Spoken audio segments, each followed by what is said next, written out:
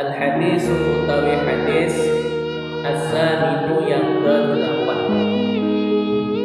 iku an Ibni Umar radhiyallahu anhu, saking Ibnu Umar radhiyallahu anhu, anna Rasulullah sallallahu alaihi wasallam, sahabat Rasulullah sallallahu alaihi wasallam iku qala, ngendika sapa Rasul, umirtu an uqatilan nas hatta yashhadu an la ilaha illallah.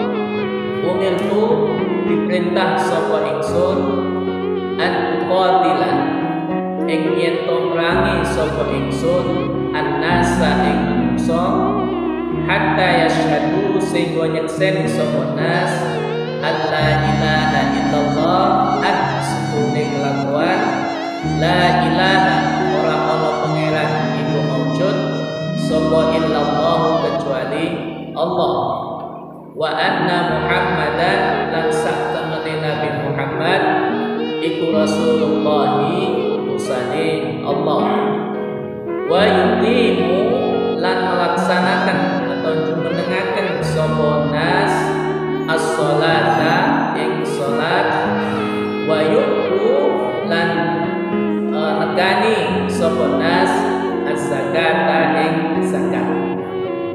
Fa idza fa'alu dzalika, fa idza fa'alu, mongko nalikane nglakoni sapa nas dzalika ing mengkono-mengkono syahadatu an la ilaha illallah wa anna muhammadar rasulullah, wa yuqimus shalah wa yutuz zakat, asamu, mongko kersa sapa nas minni saking ingsun, lima aku ing darahe nas, wa amwalahum, lan harta bendanya nas, illa bihaqqil islami, kecuali dengan hak Islam, wa hisabuhum, utawi hisabnya atau perhitungan nas iku alallahi ing atase Allah subhanahu wa ta'ala. Bapak Ibu yang dirahmati Allah, hadis ini menjelaskan kepada kita terkait dengan metode penyebaran Islam. Metode penyebaran Islam ini salah satunya, di antaranya adalah melalui peperangan. Cuma perlu diketahui bahwasanya peperangan ini yang dilakukan oleh Rasulullah SAW dulu itu bukan karena atau bukan jalan utama, maksudnya bukan jalan pertama, tetapi apa? Dalam rangka jika dalam berdakwah itu beliau dihalang-halangi ataupun diganggu, baru kemudian melaksanakan perang. Tetapi kalau selama dalam berdakwah mereka atau orang-orang kafir itu mau menerima dengan baik, maka peperangan ini tidak dilakukan, tapi dengan jalan yang baik. Ini sebagaimana dijelaskan oleh Allah dalam surat An-Nahl, ud'u ila sabili rabbika bil hikmati wal mau'izatil hasanati wajadilhum billati hiya ahsan. Jadi serulah wahai Muhammad kepada manusia jalan Tuhan, maksudnya mengajak kepada Islam, bil hikmah wal mau'izatil hasanati wajadilhum billati hiya ahsan. Jadi ada 3 metode.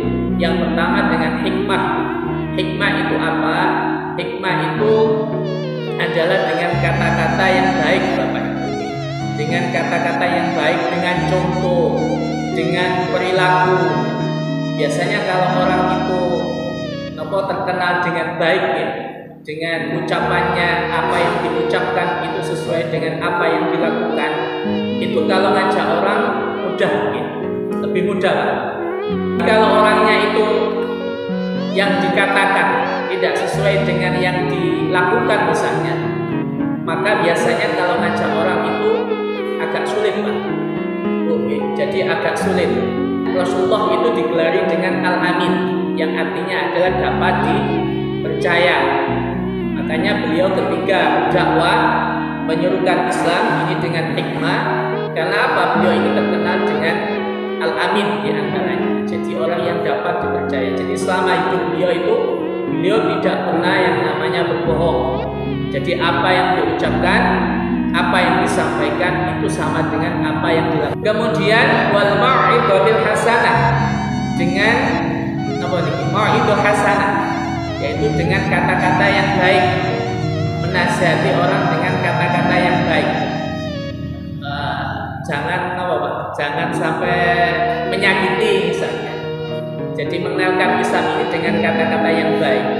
Lah kalau misalnya mereka itu ingin bertanya dan sebagainya, mengajak berdebat dan sebagainya, maka metode yang ketiga adalah dengan cara jadil, yaitu diskusi atau sharing pendapat terkait dengan ajaran Islam. Nah, ini yang dilakukan oleh Rasulullah. Jadi yang pertama, beliau dalam berdakwah itu dengan hikmah, karena beliau ini punya kelebihan yang luar biasa, baik itu ucapan, tingkah laku, kemudian perkataan, dan apapun yang dilakukan Rasulullah ini sesuai, sehingga itu beliau gunakan untuk berdakwah, menyebarkan agama Islam. Kemudian yang kedua adalah dengan nasihat yang baik, dan yang ketiga adalah dengan cara diskusi atau dialog dan sebagainya.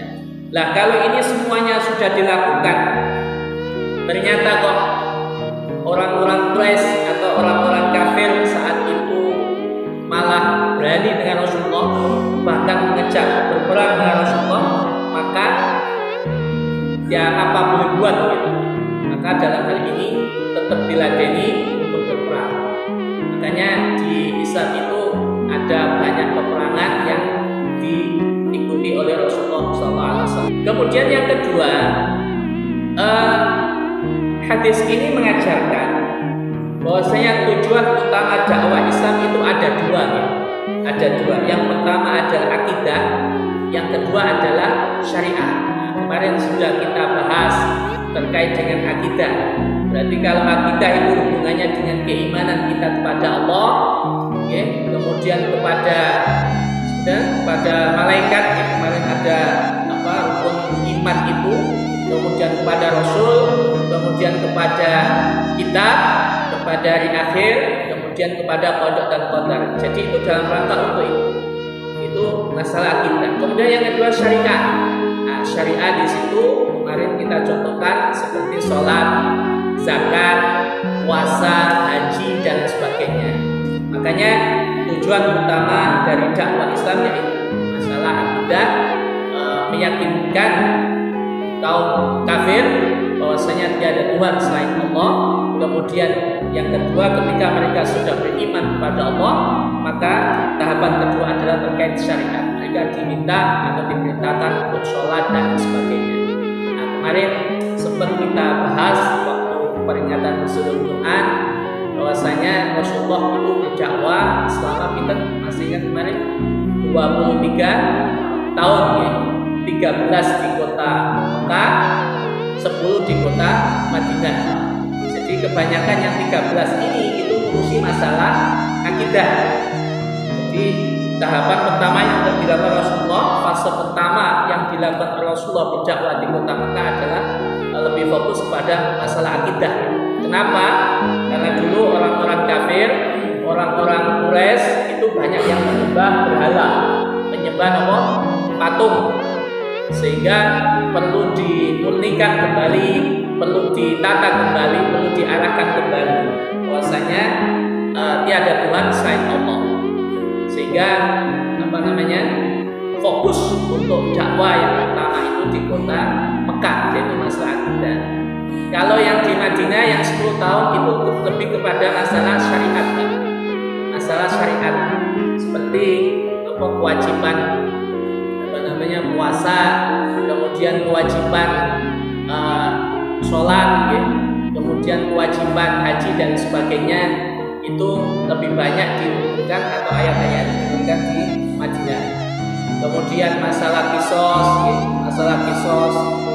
masalah hukum zina dan sebagainya itu lebih lebih di kota Madinah. Jadi kebanyakan turun di kota Madinah. Makanya kalau kita mempelajari ilmu tafsir, ada itu ayat-ayat Makkiyah, ada itu ayat-ayat Madaniyah. Jadi ada ayat-ayat yang diturunkan di kota Mekah, ada ayat-ayat yang diturunkan di kota Madinah. Biasanya kalau ayat-ayat yang diturunkan di kota Mekah itu biasanya didahului di antaranya Pak, ya ayyuhan nas. Jadi ya ayyuhan nas itu di kota Mekah. Tapi kalau di kota Madinah, ya ayyuhal ladzina amanu. Jadi ada aman. Ya ayyuhal ladzina amanu. Ya ayyuhal ladzina amanu itu kebanyakan diturunkan di kota Madinah. Nah, di kota Mekah ayatnya diantaranya cirinya pendek-pendek. Tapi kalau yang di kota Madinah itu yang panjang-panjang. Jadi ada kriteria ayat itu turun di kota Mekah maupun di kota Madinah. Nah, ini dakwah ini itu selama 23 tahun Pak. Selama 23 tahun, 13 di kota Mekah dan 10 di kota Madinah. Nah, selama berdakwah ini tentunya banyak sekali rintangan. Kemarin saya contohkan sedikit ketika Rasulullah itu hijrah ke Taif, beliau dilempari dengan batu, sehingga malaikat itu sedikit marah dan kemudian menyampaikan kepada Rasulullah untuk membalas kaum Taif atau suku Taif dengan cara melempar 2 gunung yang besar itu. Tapi Rasulullah tidak mau. Bahkan pamannya sendiri Abu Thalib juga pernah meminta kepada Rasulullah untuk berhenti berdakwah Bapak Ibu. Tapi beliau mengatakan, ya ammi law wada'a asy-syamsa fi yamini wal qamaru fi yasari ala an atrukaha wal amr ma taraktuhu hatta yudhirallahu aw umlika fihi. Wahai pamanku, seandainya orang kafir itu memberikan matahari di tangan kananku dan bulan di tangan kiriku agar aku meninggalkan dakwah ini atau agar aku berhenti berdakwah, maka sekali-kali aku tidak akan meninggalkannya sampai Allah memenangkan Islam atau aku mati karena dakwah ini. Jadi itu semangatnya Rasulullah untuk berdakwah. Makanya Bapak Ibu, mungkin kita juga sebenarnya diwajibkan untuk berdakwah semampu kita. Kalau kita seorang pimpinan misalnya, maka kita juga diperintahkan untuk berdakwah. Dengan cara apa? Dengan cara membuat undang-undang, peraturan-peraturan yang itu dalam rangka untuk memajukan agama Allah. Itu yang bisa dilakukan. Karena itu tidak bisa dilakukan kalau bukan pemimpin. Tidak bisa dilakukan. Kalau kita rakyat membuat undang-undang kan tidak bisa. Nah, ini yang bisa dilakukan adalah seorang pemimpin. Nah, kalau kita gimana sebagai rakyat, semampu kita sesuai dengan profesi kita. Kalau kita profesinya seorang guru misalnya, maka kita dakwah lewat guru. Kalau kita seorang petani misalnya, kita dakwah melalui pertanian. Gimana dakwah lewat pertanian? Gimana Pak kira-kira? Ayo, dakwah lewat pertanian gimana? Kalau guru kan mengajarkan, kalau lewat pertanian gimana? Ribut? Datangin ke sawah. Dakwah bukan berarti panjenengan harus menyeru, ayo boten Pak. Tetapi apa? Berusaha menanam tanaman atau apapun yang itu nanti kita gunakan dalam rangka untuk kepentingan Islam. Jadi dakwah itu tidak harus ngomongi boten, mau balik kayak ayo kita sholat boten seperti itu, tidak seperti itu. Mengajak tetapi dengan cara sesuai dengan kemampuan kita. Kalau panjenengan punya kemampuan di orasi misalnya, tidak apa-apa ngajak ngomong gitu. Tapi kalau panjenengan seorang petani, maka dalam ini bisa dilakukan adalah menanam sesuatu yang baik, kemudian sebagian dari harta itu atau hasil dari pertanian itu kita gunakan untuk kepentingan agama. Ini juga termasuk dalam rangka untuk dakwah. Itu bisa dipahami. Kalau misalnya ibu rumah tangga, gimana dakwahnya itu? Ayo, jenengan seorang ibu rumah tangga, gimana dakwahnya? Ibu rumah tangga dengan cara apa? Melayani jadi dakwanya ibu rumah tangga melayani suami, atau kemudian mendidik anak-anaknya, putra-putrinya, diarahkan kepada yang baik. Ini adalah salah satu cara untuk kita berdakwah. Kalau kita misalnya seorang pelajar, mahasiswa misalnya, apa yang dilakukan? Belajar dengan sungguh-sungguh, Pak. Ini juga dalam rangka untuk dakwah. Jadi semampu kita, tergantung profesi kita. Makanya di hadis itu ada ketika engkau melihat suatu kemungkaran, ya, fal yughayyir biyadihi, fa illam yastati fa bilisanihi, fa illam yastati biqalbihi. Jika engkau melihat sebuah kemungkaran, ya, maka kalau engkau mampu, maka rubahlah dengan tanganmu. Tangan di sini maksudnya tadi, ya, dengan apa? Kekuasaan, dengan aturan-aturan, dengan apa? Perda-perda dan lain sebagainya. Misalnya, Pak, di Mojokerto ini ada apa? Pemuda-pemuda yang mabuk-mabukan misalnya. Maka sebagai pimpinan tulis perda atau buat perda peraturan daerah miras dilarang misalnya. Itu salah satunya. Nah, kalau ini tidak bisa kita lakukan, maka dengan ucapan, Mas, ojo ngombe-ngombe misalnya, Mas, ojo apa misalnya. Kalau ini kita tidak mampu, khawatirnya kalau kita memberitahu kita nanti dipukuli misalnya, ini kan bisa, ya. Maka dengan hati, dalam artian apa? Doakan saja. Jadi kita doakan. Tapi kalau kita tidak mampu, maka kebangetan yang terakhir. Jadi kita punya 3 opsi, ya.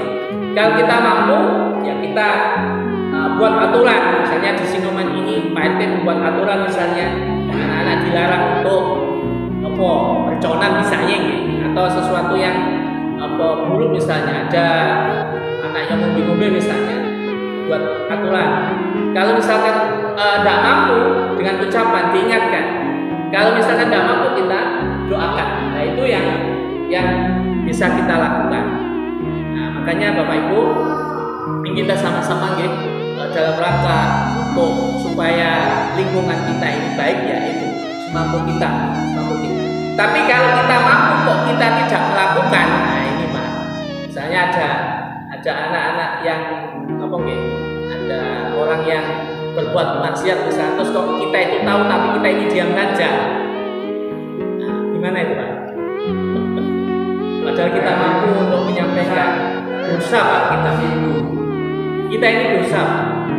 Jadi ada orang maksiat tapi kita ini diam saja.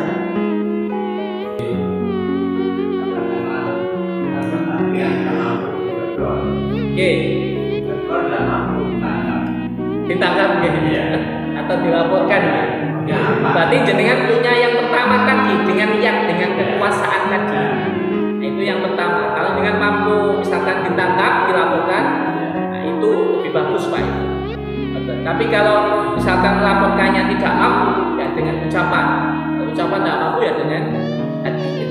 Cuman kalau Pak RT harus ada yang pertama dengan kekuasaan, karena banyak diberikan mandat untuk jadi pemimpin, gitu. Sakit dipahami, gitu, sampai itu, gitu. Itu yang kedua. Kemudian hadis ini, Bapak Ibu, itu juga menjelaskan terkait dengan kehormatan seseorang yang sudah bersyahadat. Jadi kalau ada orang yang sudah bersyahadat, asyhadu an la ilaha illallah, kemudian dia itu melaksanakan sholat. Nah, kemarin perlu diketahui syahadat ini adalah tanda, ya, tanda orang itu sudah masuk Islam.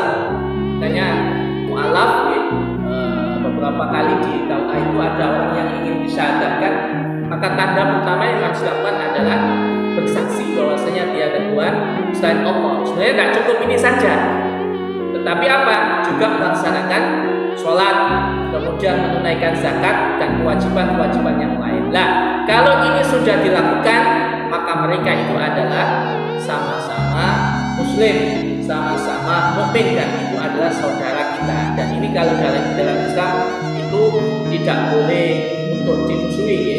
Tidak boleh untuk diperangi, tapi mereka harus kita lindungi karena sudah masuk Islam seperti itu. Makanya di syariat kita al-mu'allafati qulubuhum, orang yang hatinya itu masih lemah, ya, karena baru masuk Islam, itu termasuk orang yang berhak mendapatkan zakat. Supaya apa?